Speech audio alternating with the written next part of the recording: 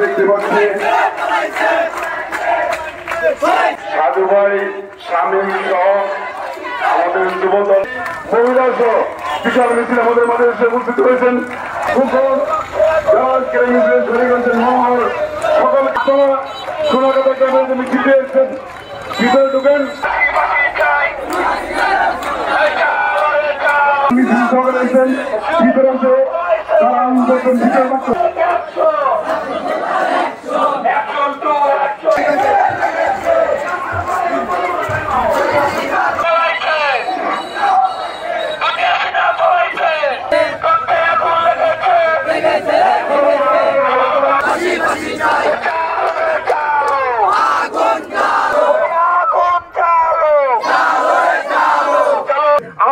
নেতৃত্বে তাদের সার্বিক নির্দেশে সারা বাংলাদেশে যে হত্যাযজ্ঞ হয়েছে আমরা এর বিচার চাই।